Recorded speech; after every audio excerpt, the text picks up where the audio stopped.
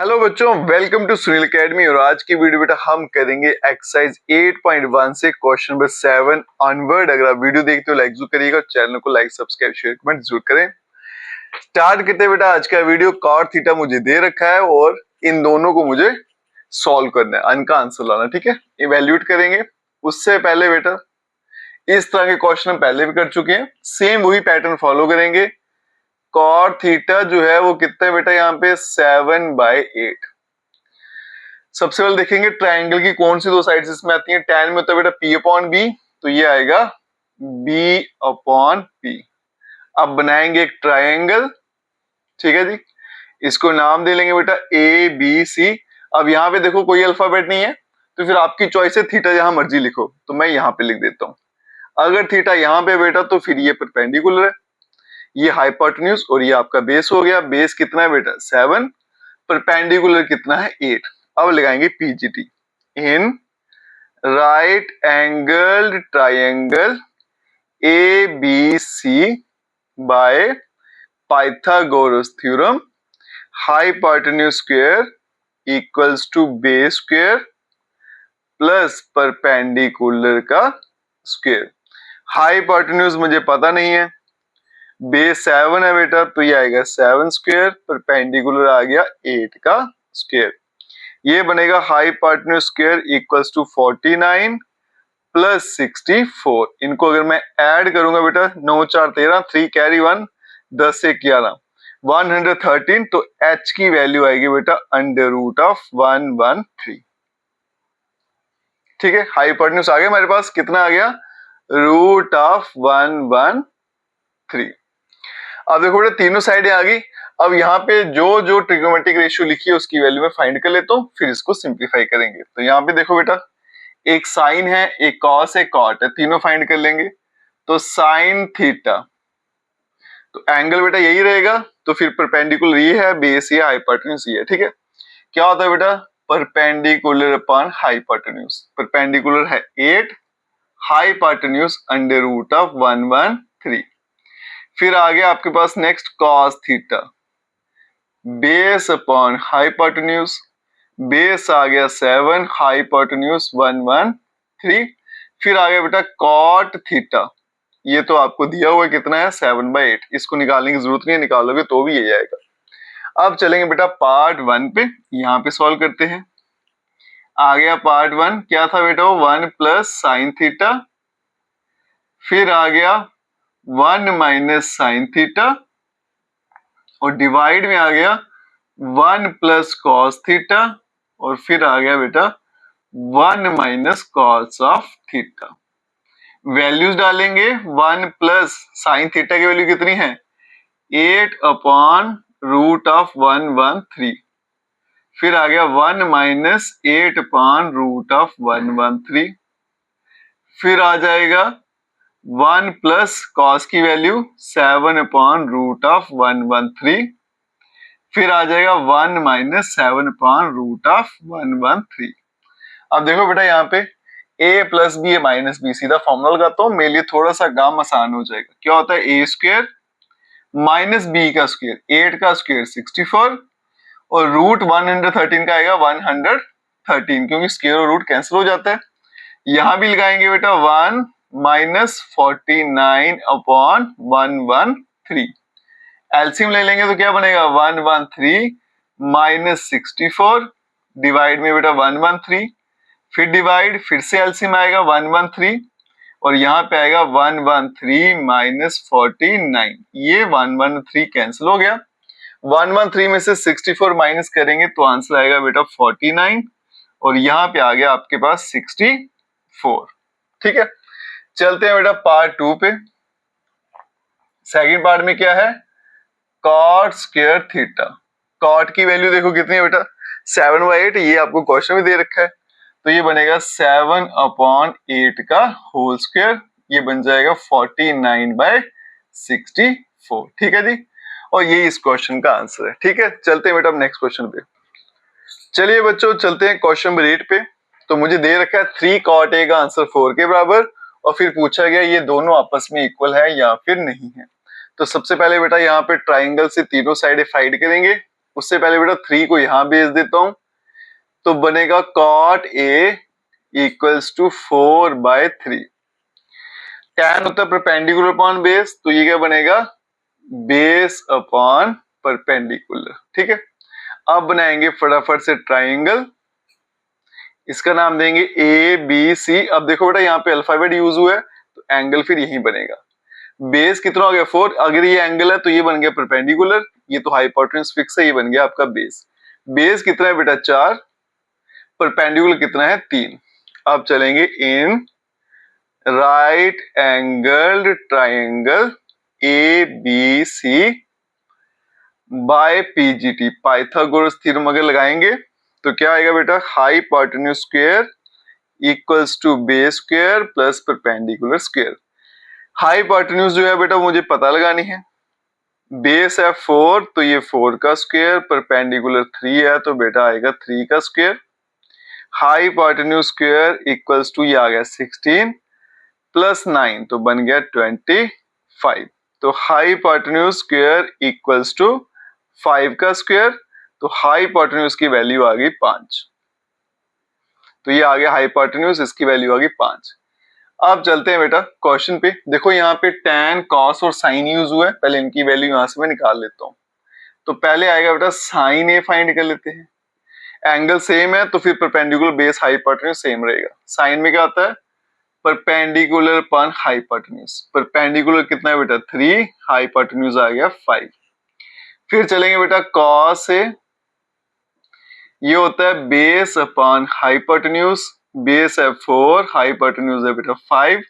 फिर आ गया आपके पास tan of A, perpendicular upon base. Perpendicular कितना है, यहाँ देखो 3, बेस कितना है 4, तो ये आएगा 3/4। अब इनको सॉल्व करते हैं और देखते हैं आंसर बराबर आता है या नहीं आता है। पहला है बेटा 1 माइनस tan स्क्वायर, तो ये बनेगा 3/4 का होल स्क्वायर, और डिवाइड में 1 प्लस 3/4 का होल स्क्वायर। और यहाँ पे cos स्क्वायर है, cos की वैल्यू डालेंगे कितनी आएगी 4/5 ऊपर होल स्क्वायर, माइनस साइन की वैल्यू 3/5 और ऊपर होल स्क्वायर। आगे चलते हैं, इसको सॉल्व करें तो 1 माइनस 9/16 और डिवाइड में 1 प्लस 9/16, और यहाँ पे आ गया 16/25 और माइनस 9/25। एलसीएम ले लेंगे बेटा तो आएगा 16 माइनस 9, एलसीएम था 16, यहां भी ले लेंगे तो आएगा 16 प्लस 9 और डिवाइड में 16, और यहाँ पे आ गया बेटा एलसीएम 25 और यहाँ पे आएगा 16 माइनस 9। अब देखो यहाँ पे बेटा 16 कट जाएगा, 16 में से 9 हो गया तो 7, और 16 प्लस 9 करेंगे तो 25, और यहाँ पे 7/25। तो ये पूछा गया था दोनों आपस में इक्वल है, तो बिल्कुल इक्वल है बेटा, दोनों तरफ का आंसर सेम है। ठीक है, चलते हैं बेटा अब नेक्स्ट क्वेश्चन। चलिए बच्चों चलते हैं क्वेश्चन नंबर 9 पे। ट्राइंगल है एबीसी, राइट एंगल बी पे है बेटा। अब मुझे सोचने की जरूरत नहीं है, सीधा बता दिया गया है कि बी पे 90 डिग्री बनेगा। tan ए मुझे दे रखा है और ये वाले मुझे आंसर पता करने हैं। ठीक है, तो सबसे पहले बेटा चलते हैं ट्राइंगल बनाते हैं। उससे पहले बेटा tan ए मुझे दे रखा है, पहले देख लेते हैं कौन कौन सी साइड गिवन है बेटा। 1/√3। tan क्या होता है, परपेंडिकुलर अपॉन बेस। ये आ गया मेरा right angle triangle A B C. 90 degree यहाँ पे है, ये मुझे मेंशन है बेटा। और यहाँ देखो tan ए कितना 1/√3, फाइंड द वैल्यू ऑफ इन सब की। अब देखो 90 जो होता है ना, इसके सामने हमेशा हाइपोटेन्यूज होती है। ठीक है जी, तो ये आपकी हाइपोटेन्यूज है।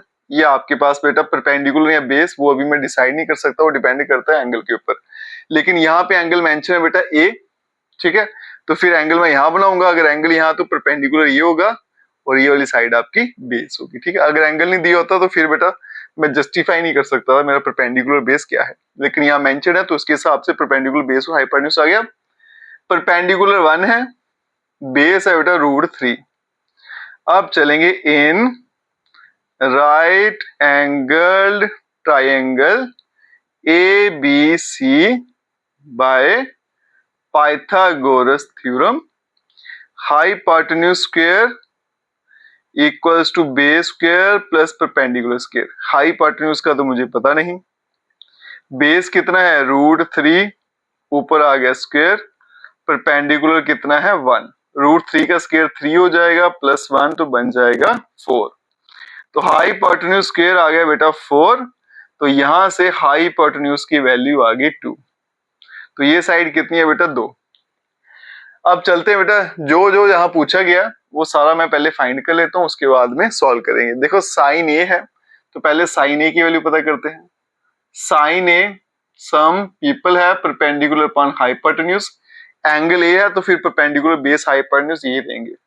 परपेंडिकुलर 1 है, हाइपोटेन्यूज बेटा 2, एक हो गया। फिर आगे आपके पास कॉस है, इसको ही फाइंड कर लेते हैं। बेस अपॉन हाइपोटेन्यूज, बेस कितना है बेटा √3, हाइपोटेन्यूज है आपके पास 2। फिर है कॉस सी और साइन सी, है ना, तो कॉस ऑफ सी। अब यहां देखो बेटा एंगल शिफ्ट हो गया सी पे, अब मैं पहुंच गया यहाँ पे। अगर यहाँ पे एंगल है तो फिर ये लाइन मेरी परपेंडिकुलर है, बस इतना याद रखिएगा बेटा। और ये बन गया मेरा बेस, बाकी काम वही रहेगा। बेस अपॉन हाइपोटेन्यूज होता है, बेस कितना है 1, हाइपोटेन्यूज है 2। फिर आगे बेटा आपका sine C, perpendicular upon hypotenuse, angle C पे है तो ये परपेंडिकुलर, ये बेस है, ये हाइपोटेन्यूज वैसे ही रहेगा। परपेंडिकुलर कितना है बेटा इसका √3 और हाइपोटेन्यूज आ गया 2। ठीक है, जो भी यहाँ मेंशन था आई थिंक हमने वहां पे पता कर लिया ना। ठीक है, अब चलते हैं बेटा पार्ट 1 पे। क्या आ गया, साइन ए है, कॉस के साथ सी प्लस फिर कॉस के साथ ए और साइन के साथ आ गया सी। अब चलते हैं यहाँ पे साइन ए की वैल्यू है 1/2, कॉस सी इसकी वैल्यू भी 1/2 प्लस कॉस ए ये आ गया बेटा √3/2 और साइन सी भी आ गया √3/2। अब यहां चलते हैं बेटा ये 1/4 प्लस √3 × √3 करूंगा तो 3 डिवाइड में 4, ये बनेगा 4/4, तो इसका आंसर आ गया 1। ठीक है, चलते हैं बेटा पार्ट 2 पे। उसमें दे रखा है कॉस ए, ये आ गया बेटा कॉस ए, साथ में कॉस ऑफ सी और माइनस साइन ए और फिर आ गया बेटा साइन ऑफ सी। अब यहां देखो बेटा कॉस ए की वैल्यू कितनी है √3 डिवाइडेड बाय 2 मल्टीप्लाई कॉस सी, इसकी वैल्यू है 1/2 माइनस साइन ए, इसकी वैल्यू है 1/2 मल्टीप्लाई साइन सी, इसकी वैल्यू है √3 डिवाइडेड बाय 2। मल्टीप्लाई कर देंगे तो बनेगा √3/4 और यहाँ पे बेटा √3/4 और ये सारा सब्ट्रैक्ट करेंगे तो आंसर क्या आ जाएगा 0। ठीक है, और यही मुझे इस क्वेश्चन में पता लगाना था। चलते हैं बेटा अब नेक्स्ट क्वेश्चन पे। चलिए बच्चों चलते हैं क्वेश्चन नंबर 10 पर, और इसे मार्क कर लेना, एग्जाम में ये क्वेश्चन पक्का पूछा जाता है। ठीक है, तो इसको हम लगा देते हैं बेटा इंपॉर्टेंट की लिस्ट में।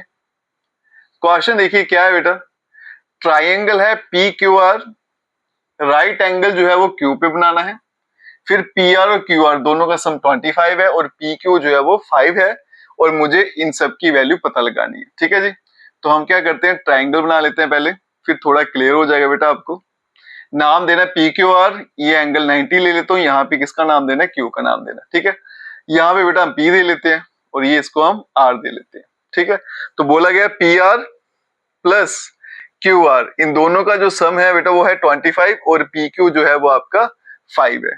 तो ये मेरा PQ, इसको 5 ले लेते हैं, इसको बेटा मैं X ले लेता हूं, इसको मैं Y ले लेता हूं।